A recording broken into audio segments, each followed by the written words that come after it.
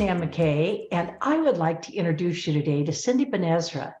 Cindy is an entrepreneur, a philanthropist, a sexual abuse advocate, and author of Under the Orange Blossoms. I've read Cindy's book, and I would describe it as powerful and written from Cindy's real life experiences being abused by her father as a child, only 5 years old. She's still healing, and she has some sage advice for everyone who's been abused, which we will discuss in our interview. So welcome, Cindy. It's great to be here, Nan, and thank you for having me. Appreciate that. Cindy, describe for us how the abuse started with your dad coming to your bed at night and telling you to silently follow him. So my father, I would describe him as a large man and a dominant person, a narcissist who was physically violent. And I didn't really question him because I was scared. I was also scared to be hurt. And it was a constant fear of mine. I would get spanked often. So when he came to my room at the age of 5 in the middle of the night, knowing that my sister's sleeping right next to me, and also that my mother is just one door away from me, I didn't question it. I just thought, okay. And he said that he wanted to show me something. So I thought, okay, I just obeyed. And I remember my mother saying that we were like soldiers, that we were soldiers. And I think looking back in hindsight, I think we were groomed to constantly live in fear of being hurt. And that was the first initial grooming process. And he led me down the hall. It was a dark hall. He led me to the couch, and I didn't question it. I was just more curious, like what's going on. And he put my hand on top of his penis. I didn't know what a penis was. I never said the word penis, and he masturbated with my hand in his hand. I didn't know what was happening. But what I did know is that he cried afterwards, and I thought I had hurt him. And so I was very confused at what was going on. It just lots of shaking. That was my first experience, and I'll never forget it. I could still picture what the room looked like, the lighting through the curtains, and just the confusion. And like, what did I do? Like, what, am I going to get spanked? How did I upset my father so much?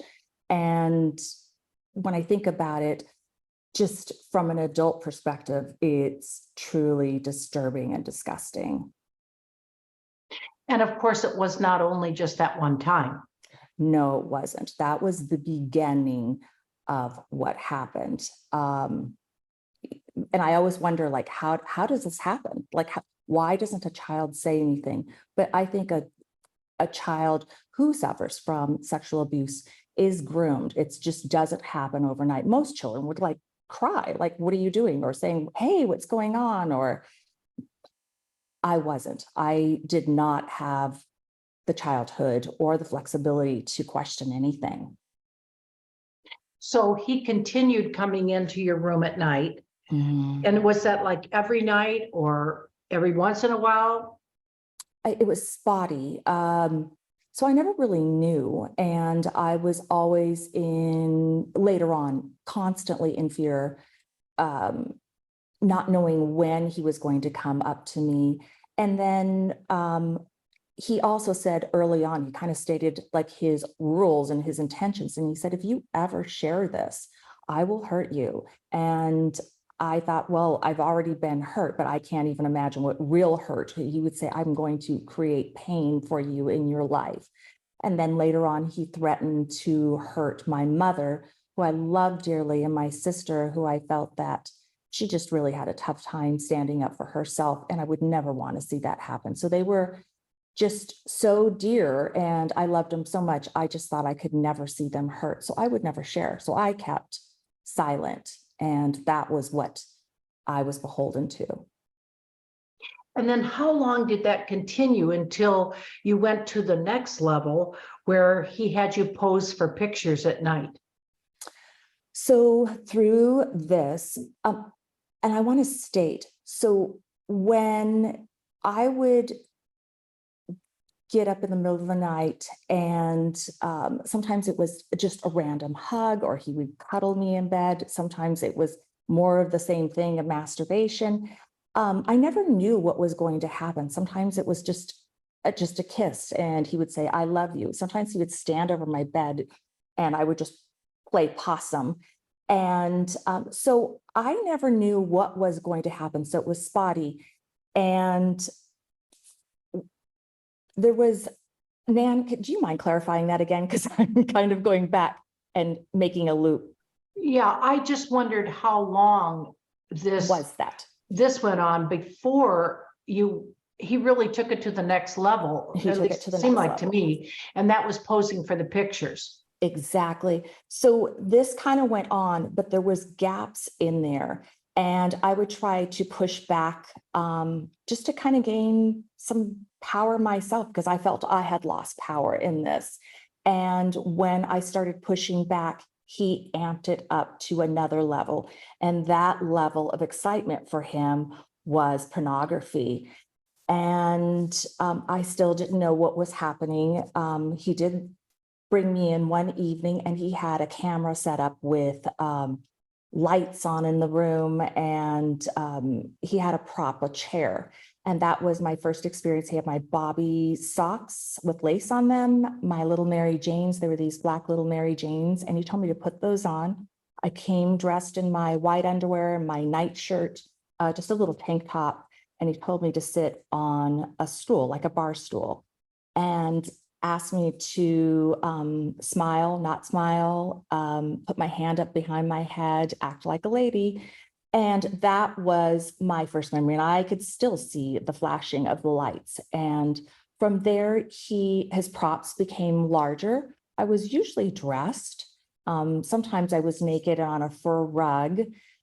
They were very adult-like pictures. They were also part of the things that I did in my life. I played the flute, so I would pretend I was playing the flute. I twirled a baton, so I would twirl my baton. And his camera equipment became bigger. It was silent, so no one could listen to it. It was easy, and I didn't really feel the shame that I had with the masturbation. I felt shame with that, but he also was more threatening. During the day, he would, I noticed that his violence increased to, if I didn't listen, he would beat me with the end of his belt buckle or his fist. And so I had bruises. It was also the 70s, and children didn't really have any rights back then. So bruises, no one paid attention to bruises. But I noticed that the fear of him was increasing in this. And I noticed that he was also losing interest in these pictures. You know, one of the things that went through my head as I was reading is, how could your mother not know what was going on? I mean, when my husband gets out of bed, I know usually I can feel when he gets out of bed. So I think that's especially frightening. And I think abuse, especially child abuse, is frightening because it is kind of undercover. For instance, in the book, you said you told your mother, but she elected to ignore you on the subject. So tell me a little bit about that. You know, and it took me years to get over this part. I have 4 children myself, and honestly, I could read them, just their body language, their backs could be behind me. And my mother was a nosy mother. So I I don't know how. I choose to believe that she chose to look past things, even though she was the nosiest, the most inquiring mother. She was also very tender and loving, but in this direction, she chose not to believe me. I think she rationalized her actions. When I did tell her, she saw the box of pictures where I told her where the pictures were in a shoebox, and she looked at them. And I remember her tearing up pictures, and she was going through drawers, and she was definitely furious. And I thought, oh, thank goodness. Now we get to move away and we get to go someplace else where my father is. And now my mom's going to step up and do something. And it turned out to be the exact opposite, because she had me examined, and because my hymen was intact, there was no penetration. She didn't really consider it to be abusive. Yes, she did not like the physical abuse that I was going through, but she also thought I was a willful child. And without a doubt, I was a willful child. I was hyperactive. I did talk back. I was definitely a playful child. And I also spoke back because it was the only thing I could do in defense, in trying to gain control of my surroundings too. It was hard. You just can't, well, you can be silent, but I couldn't be silent. It just wasn't in my nature. So I'd find little ways to poke back. So I think that was the willfulness that my mother and father saw. I didn't have any bruises. Excuse me, I didn't have any broken bones. I had bruises. And if you have broken bones, then that gets reported. Or if you have sexual intercourse, that gets reported. But bruises were nothing, back in the 70s. And people got spanked all the time, or whooped, or whatever you may want to call it. That was how a lot of children were disciplined back in the 70s. It wasn't through conversations or consequences.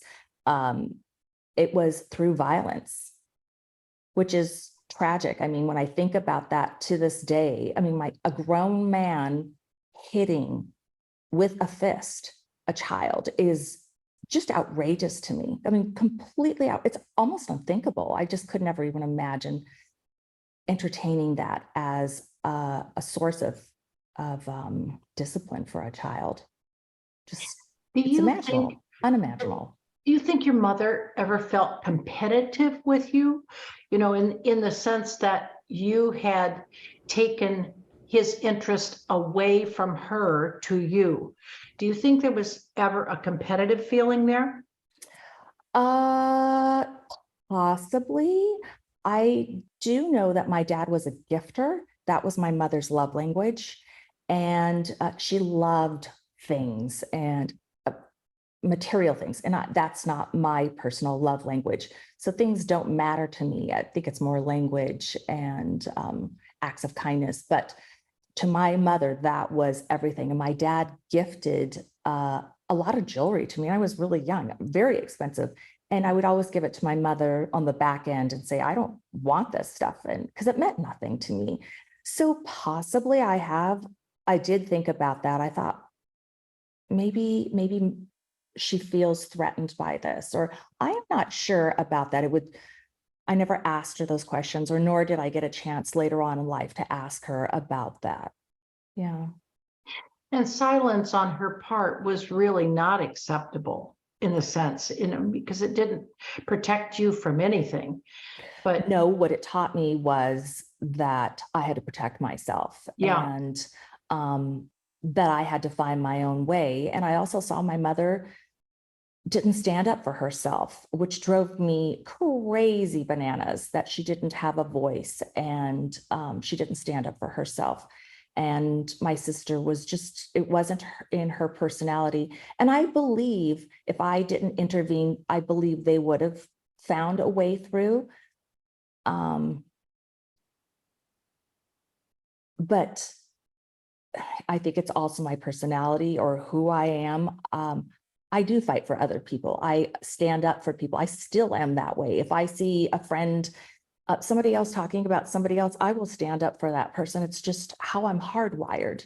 And I don't know if that's in their nature, but it was in my nature. And I recognized that early on. That's who I am. And that was one thing that my father could not take away. He could break every bone in my body. He could do anything to me physically, but he couldn't take my nature away. And I used to hold on to that, my spirit. And because that's all I had was just my spirit. So I held fast and hard onto it. I wonder if your mother couldn't stand up for herself, then she also couldn't stand up for you. That's what it seems like the connection. Now you said later in the book that your sister said she had also experienced some form of what you experienced. Right. And I guess she wrote him a letter, which I was dismissive of. And it was in my 20s, and somewhere in my 20s. And I guess she wrote him a letter, and I had already been kind of, I was engaged. I was already kind of moving out of the house. So I look back at that moment and I don't recall that, but I guess I was dismissive. I do remember my mother saying, "Oh, your sister's creating chaos in the household. She wrote your father this letter." And I went to her, I'm like, "What's going on?" And I don't recall the details. Maybe, and that's unfortunate. I mean, that just shows where I was just kind of mentally just checked out and I just wanted to go. I wanted to live my life. And I remember sharing that with my mother. And I remember her saying that I was very selfish. But I was thinking like, geez, I want to get married and that's not selfish. So I separated, went on my way in life. Now, I thought it was interesting that it seemed that you had kind of blocked those memories until you were in your teens. And I'm thinking, all right, how long did that abuse really go on? I think you said he seemed to lose interest as you got into, 10 to 12 age range. And then maybe it stopped for a while, stopped at that point until you were like about 17 or so. And I'm just, if I have that all right, what brought those memories back, do you think, to the forefront? Because you've kind of blocked them. Well, looking back, I realize, well, let me start here. So my father was a true pedophile. So he was raped. So he grew up in Germany and he was raped by soldiers from what he told me. And I don't know if that's true or not, but he said he was raped from soldiers. And I know he was physically abused too. About that, so I believe that he kind of repeated his cycle, and that's why he repeated his cycle. I don't know that for a fact, but I'm assuming so. And with that form of abuse over the years, so he became or I would say my father is a true pedophile. So he was only attracted to children. And when I started at the age of 10, around there, I started to go through puberty. And by 11-ish, was the full height, same height, completely blossomed, and I was a woman. So my father did not look at me as a child anymore, and he just completely quit. Then after that, I was grateful for it, but I don't think I put it all together until later on. And then from there, we moved to Iran, and then I went to boarding school in Austria, and then from there, we moved to Spain. So every place that I moved, being in a different culture with a language barrier, I was able to recreate myself. And I was also estranged from my father. So he was not in my reach too. So when I was able to recreate myself and have these breaks and I came back into the household, I didn't remember anything. It was just from PTSD. I think my brain just shut down, and as far as I knew, my life was swimming pools and Barbie dolls. We lived in Arizona. I had no idea what happened to me as a kid. All I knew was I did not like my father. I thought he was a very creepy man, and I avoided him like the plague. I was more consumed. I was a teenager. I was self-absorbed, like all teenagers, and I did teenage things. However, when I was 16, I started to notice boys, and I became sexually interested. And with that was the onset of my nightmares. And they were nightmares, fragments of my father coming in my room at night. And through journaling, I would write everything down, and kind of eventually put all the pieces together. And going through that was horrific. I had suicidal thoughts, and it was a realization that I didn't have the life that I thought I had, that I wasn't the person that I defined myself. So it was life-changing. And I confronted my father, and he denied it. And so did my mother, which really changed my perspective. And I went into such a deep depression. I couldn't believe how low one person can get. And that was kind of like my journey on how to get back to the norm and heal myself. And that's also what inspired this book too. That was the point of this. And you also found out later that he had abused other children in the Yes. neighborhood, right? Yes, he did.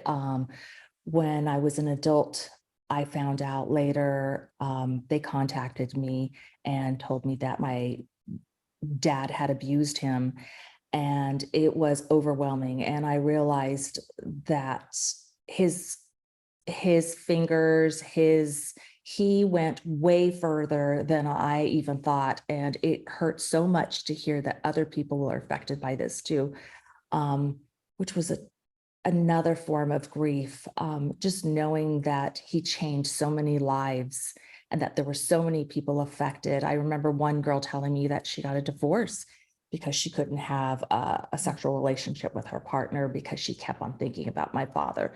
And it just makes me ill just to think about that. Now, at 10, you even contemplated killing him, right? Yes. What prevented you from carrying it out? And this is something I don't talk about very much, but I have to say, I was desperate because I felt that society felt me. I felt that adults were not to be trusted because they didn't do anything. I had bruises on me. They ignored me. That my teachers ignored me. Everybody ignored me. So, and I was silent, and I felt that there was nobody that I could trust. And when I was going through this, I felt that the only thing I could do was trust myself and protect myself. And I knew my parents, my sister, my mother weren't going to do it. So I never shared my thoughts of killing him.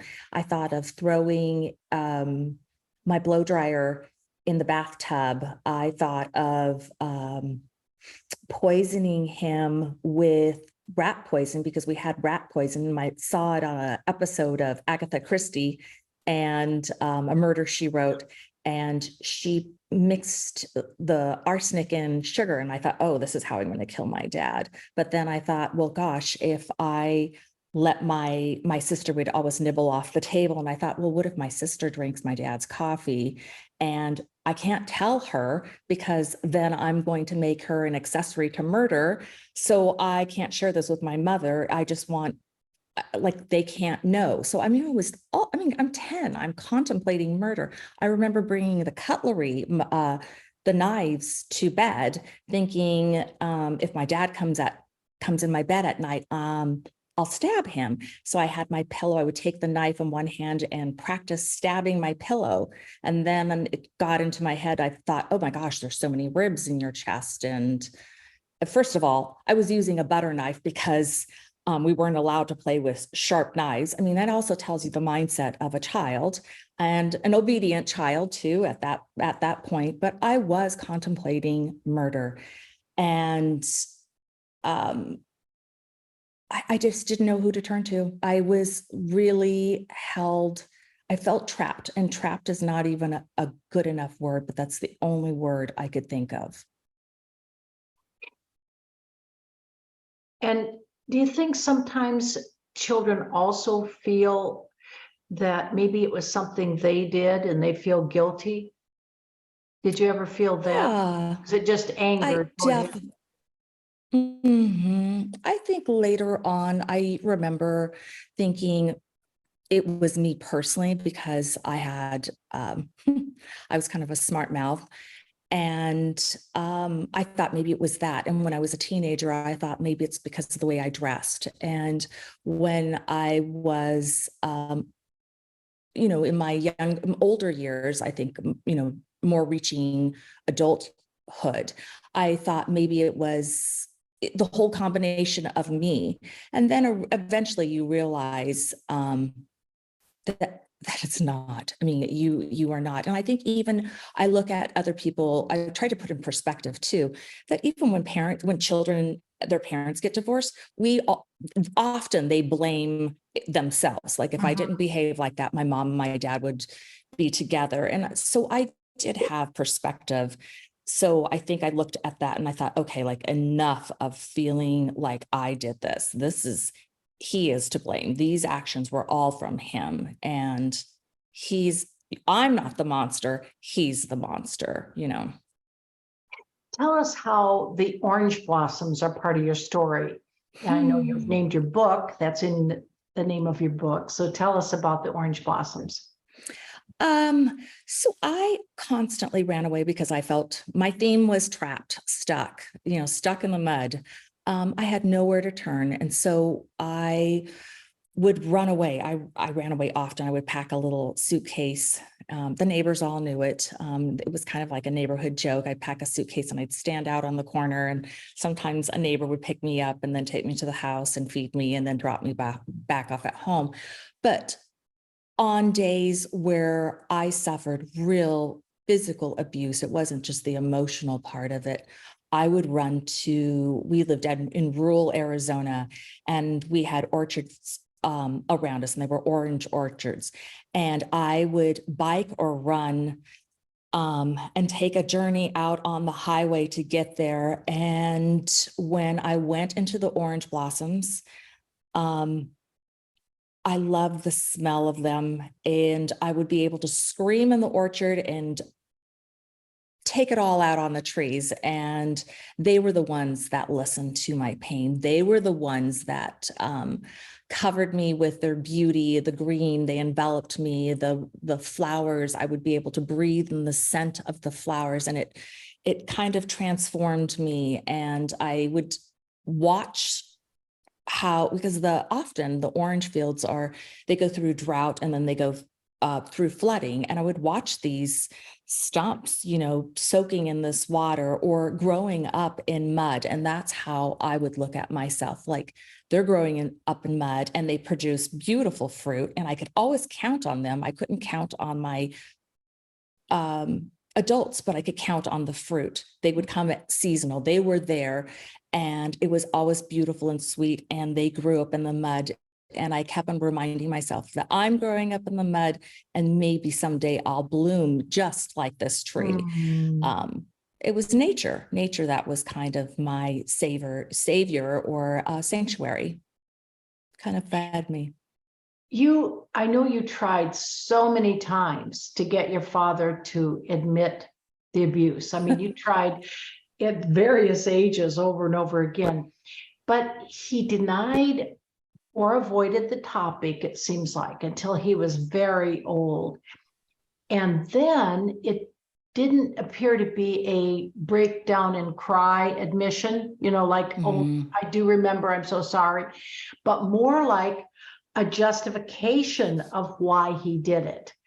And I thought to myself, well, how did that make you feel at that point when he was just justifying it his behavior rather than admitting it. Yes. And this was, so I didn't get a chance to really hear an admission. It was like a quest. I've always wanted, I felt that if I got him to say that he abused me, that somehow I would be transformed. I don't even know what I was thinking. Somehow I would be transformed and I would be perfectly healed. So I think I lost the reason of why I was looking for an apology. And when I did get one, it took my breath away. First of all, he was in his 80s when I got one. And it was over Eggs Benedict. And it was at breakfast. I was also his caretaker because there was no one else to take care of him. I don't know how that ended up to be, but I was the last person standing there. And he made a comment about that. He said, of all people, you are here. And I was wondering where he was going. And I asked him, I thought I'd ask him for the 10,000th time, why, Dad, why did you do these things to me? And he actually responded. And when he responded, I was blown away. It was, a lot of it was resentment. He resented the willfulness that he was trying to take out of me. And that still blows me away just because I'm a mother. I can't imagine, I would look at something like that in my children, like an attribute. So I would think like, okay, so he was trying to take that and break that out of me because he didn't possess it. And he said he didn't fight the way he wanted to fight when he was abused, and he saw me fight. So he tried to break that spirit out of me. And to make it a life journey, to make that as an objective for your child is, I recognize in all, he was ill. He was incredibly ill and very, very disturbed. And I think that was my takeaway from that moment. Well, they say abuse is a cycle, that abusers were abused. And so maybe the mantra that he was putting on you, in that you should give in and not be so willful, was what he was told back then as well. And there's no real logic, it seems like, to any of this. It's with abusers, I think it's just but it is a cycle. Yeah, it is a cycle. And it's great that you were able to break the cycle on your part. Have you thought about that at all? I have. First of all, I'm not in the same mindset as he is, because what I went through, I tried to constantly do the opposite of what my father did. And that's something actually that I learned after I tried to kill my father. I thought that, I remember it was a very poignant time in my life where I realized that I had become the monster, that I had become the killer, that I had the killer instincts. And it was so disturbing to me that I had become the monster, that I was out of control, just like how he was out of control, that I was just as angry and ready to crush something. And in that time, when I was 10, 11, I realized that I was out of control. And I started to take my control back and try to find a way to do exactly the opposite of what I was shown in life. And that was sort of like my journey, that I would keep on going back to that animal drive. I mean, we all think of horrible things sometimes, but we don't act out on that. But it still moves me to think about, if push comes to shove, how we have this dark side and we could use that dark side. I think that's part of being the human animal. And it's hard for me to admit. That part is actually really hard for me to admit, that I don't know, that I had to go so far to search for something to use, but I came around in full circle. And I look at that as, I don't even know how that could even happen. I think we underestimate children that we could, we children think they're very adaptable, and they do think they have crazy skills. Don't estimate your grandchildren or your children. It's amazing.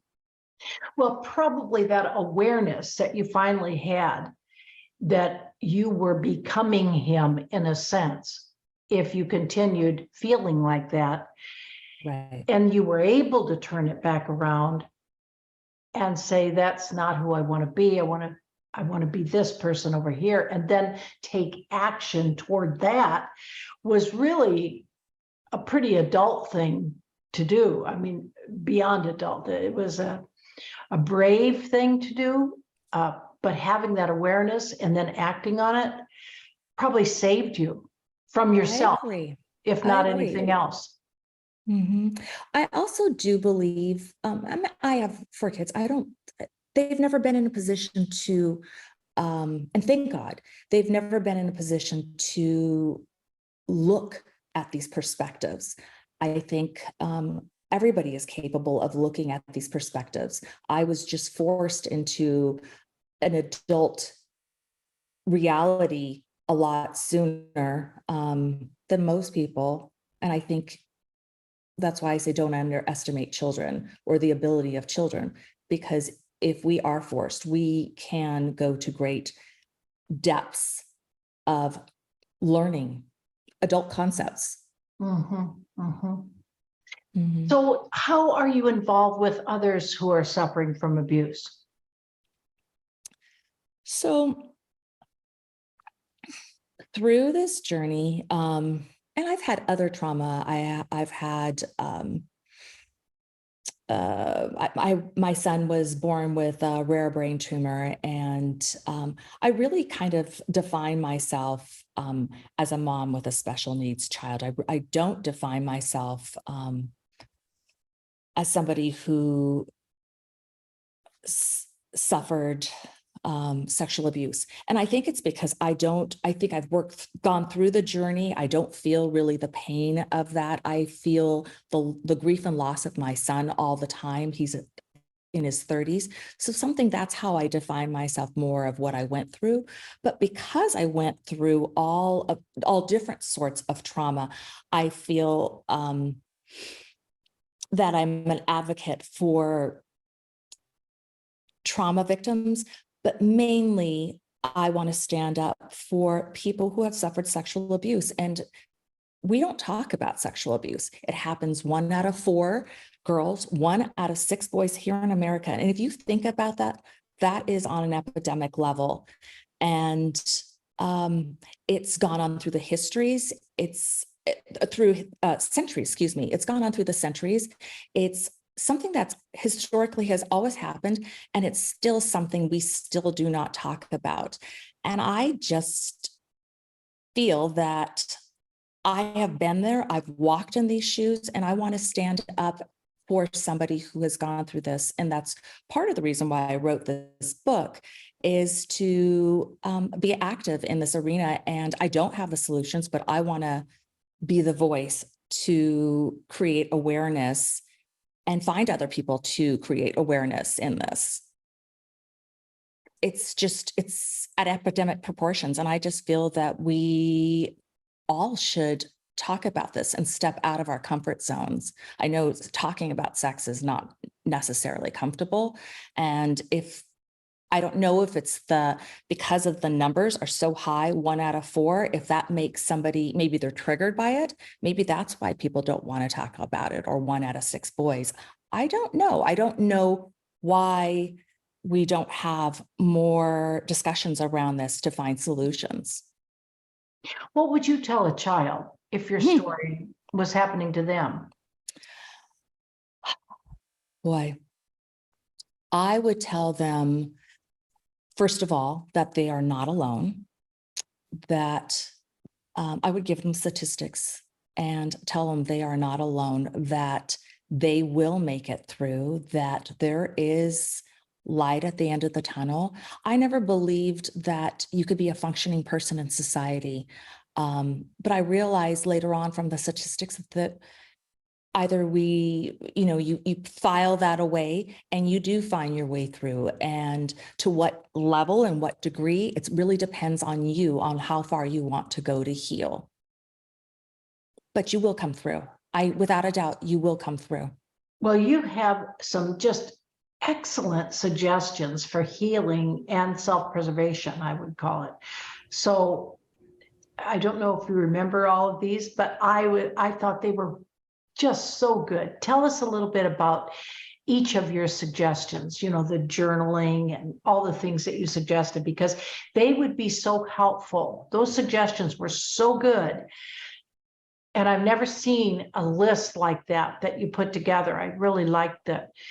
They were so good that there's so many people that are hurting in one way or another, or just trying to discover themselves, that I think would be helpful for people. So can you kind of go through those? Do you remember those that you put in the book? Sure. Do we have time? Because I could talk about these things ad nauseum. I mean, just completely forever. I just think they were so good. I just wish you'd tell a bit about them. Sure. Absolutely.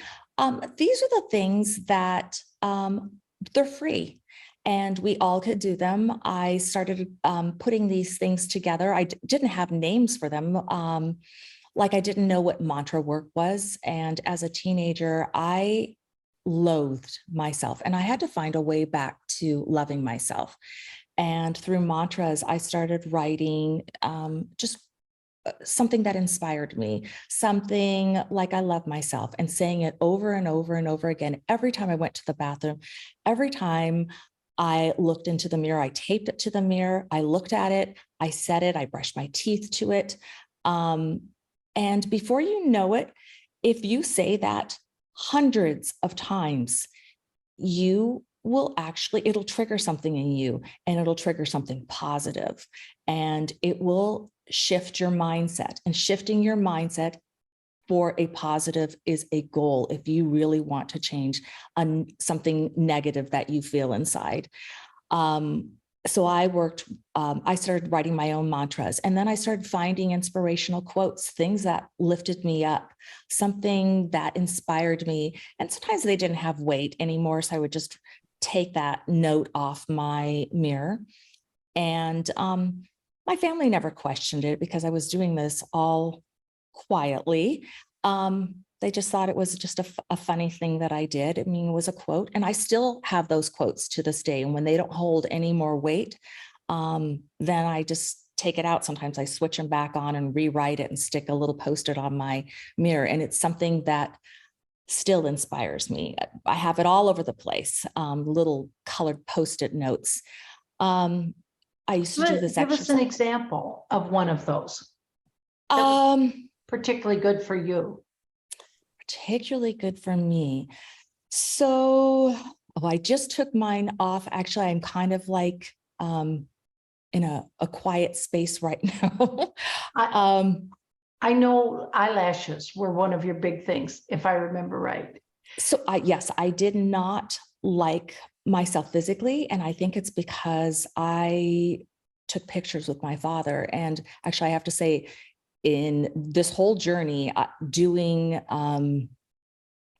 social media has been the largest challenge for me. That is something that I just didn't want to do, but you have to do it because you have to make a presence. And I thought it was ridiculous that I was, in my 50s and I didn't want to really take a picture.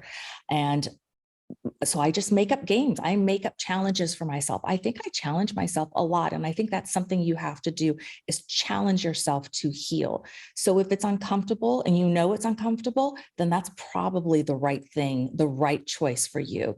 So someone was taking a picture, I would think like, oh, that's just horrifying.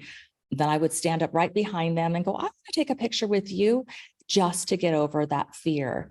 When I was a teenager, I remember looking in the mirror and I couldn't find one thing that I liked about myself. Emotionally, physically, anything about myself. I picked my front tooth and my eyebrows. And I remember thinking, okay, I like I like those things. I'm going to tell myself every day how much I love those things about myself. And then eventually it started to add on to body parts. It would kind of come and go because it might have worked, whatever that exercise was, it might have worked for that day. It doesn't mean it worked the next day or it worked the next week. And I would just repeat those exercises over again. Breathing, I used to dissociate a lot. I would just take a vacation in my mind because the world just seemed very grim to me. So dissociating a lot and finding things to ground myself was something that I had to do a lot of. And I wore textured clothing often, or I'd feel the textured seats when I was sitting. I would kick off my shoes and rub my toes in the ground if I was feeling like I was going someplace else. And it was either out of boredom and a habit where I had to find ways to ground myself. So grounding was a huge thing because of my PTSD. Also breath work. It sounds so like, really, breath work? Breath work is amazing. I mean, you don't want to hyperventilate. There's so many things you could do. Look on the internet and look at breathing techniques, and they are grounding. It feels healthy. They're free. And they're amazing what you can do with breath work, meditation. And it doesn't have to be fancy meditation. You don't need gongs, and you don't need to go someplace. You don't need to light candles. You can do anything you want to do, but it's the process of getting connected with yourself and reaching inside and having a moment of silence and feeling connected to something, finding a way to connect to something greater than you. It starts with just simple breathing and connecting and feeling maybe into your chest, maybe just feeling your body. You can take it to any lengths that you want to, but meditation is actually very powerful. I remember using it later on in life when my son was in the ER, and I used to do it through sirens, through everything. And I used to call it a 1-minute meditation. Sometimes it would turn out to be a lot longer, just to find a way I could just recenter myself or center myself and ground myself again so that I could carry on to the next stress level and just kind of cope. What else? Oh, journaling. Hands down, journaling saved me. I think journaling can give you a perspective. You could step outside of your perspective a little bit. Yes, you are writing it, but you could step outside of your perspective a little bit when you journal. You could go back and look at your notes, and you could learn a lot about yourself through journaling. And it's free. It's a piece of paper. You could even do it mentally journals. You know, it's a wonderful way to express yourself. And when I was really angry as a teenager, it was just taking my pen and stabbing the piece of paper with it. But that was my scribbling things. I remember going back, tearing them up and reading them. But it was an expression, and you can learn a lot about yourself. And there is something so cathartic in journaling. For me personally, I just love journaling. And what I want to say, I'm a dyslexic. You don't have to have great skills. You could do whatever. You don't have to be this writer. You know, you don't have to be perfect in English. So I would highly recommend journaling. What's another one? Moving your body. Just moving your body. Something about getting those cortisol levels down and moving your body is so healing, grounding. If you could even do it outside, take a walk, connect with nature, feel the temperature changes. That's also you could get in touch with nature. It's free. All of these things are free. You don't have to go any place. You don't need a gym membership. You don't need gongs. You can do all of these things. I know you can. I remember when I was a teenager, I told you, Nan, I could go on forever, but I used to love this exercise. I had you know how when you're a teenager, how you define yourself by words. Somebody would say something, oh, you're stupid, or oh, you're ugly, or whatever it is. And they're just being a teenager. I used to take those words and hold them and actually define myself with them.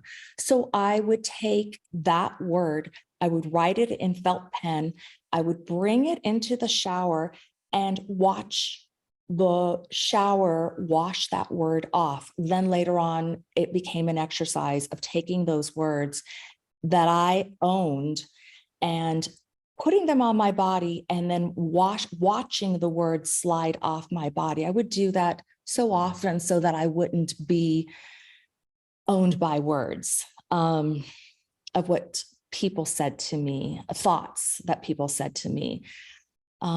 Those exercises are free. I mean, it's felt pens and paper, and that was just a good way that I could watch that come off my body. I could go on. I think that's a particularly good one because, there's a lot of bullying and a lot of meanness today, especially whether it's grade school, high school, it's pretty much all levels from what I've seen. And people sometimes take the things people say as fact, as, oh, dumb or ugly, or, the words that you used. And of course, it's not usually fact. It's just somebody being mean or jealous of you.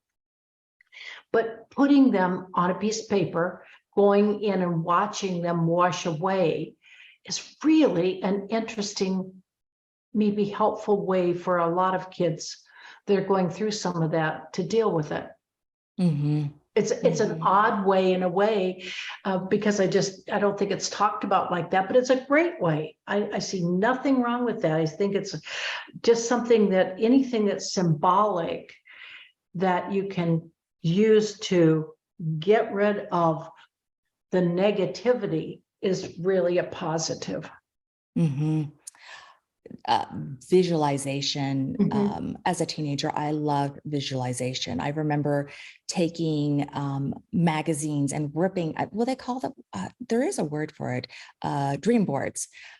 I didn't know that, but I actually did that. I think pretty much up until my 30s, sometimes 40s. I would just take pictures. Okay, I still do it. I take pictures. I rip them out and from something and I go, oh, I want to go here, or I want to go and I want to do this, or I want to experience this emotion. And that picture might show maybe, for example, like love, somebody embracing each other. I want to experience this emotion of love here, or do these things. And I would put these things together and really focus on the pictures and then try to put myself in that spot. And it was such a healing exercise. And when I would feel scared or I doubted myself, I would kind of close my eyes and then go back and picture that all over again and going, no, don't believe and don't buy in this. This is where I'm heading. They may think I'm going and I'm going to buy into this, but this is where I'm going. And that's also a very powerful exercise because you get a visual in there and something that you choose. Yeah. You've been so helpful in so many ways, Cindy. I just hope a lot of people who are watching or listening to this can relate to it and take some of the things that you went through and use it to help themselves. Are there any takeaways that you'd like us to have gotten from this interview in addition to what you've said? I would just like to, I don't know if there's somebody who's listening to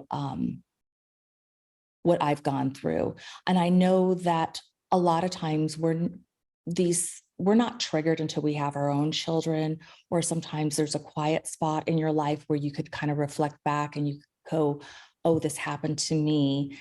And if you are one of those people, I just want you to know there is a way through, and reach out to me at Cindy at cindytalks.com. I would love to hear from you. There are other people, there are other survivors, there is hope. So please feel free. Well, thank you so much. It's been great speaking with you. And, you know, I so appreciate you sharing things that I'm sure are difficult to share, but talking about them maybe helps cleanse along the way. Exactly. I think it's a good way to shed some darkness, maybe that people have been holding on. I know it makes you feel vulnerable and kind of naked. And it's also very scary, but I just feel that nobody should be carrying such painful grief. Yeah. And it's easier to share with those who have gone through similar paths. Yeah, definitely. Well, thank you so much. Thank you, Nan. Seriously, thank you for having me. You are just definitely an inspiration in what you do in life. I'm looking forward to reading your book and getting in touch with you later. And people will be able to purchase your book from our page, our website. But say it again so that in the meantime, if they want to go to it, they can. Sure. Cindy Ben-Ezra. I'm Cindy Ben-Ezra, and I wrote Under the Orange Blossoms, and you could find it at any bookstore. I'm also on audio too. That's great. Thanks again. All right. Thank you, Nan. Appreciate it.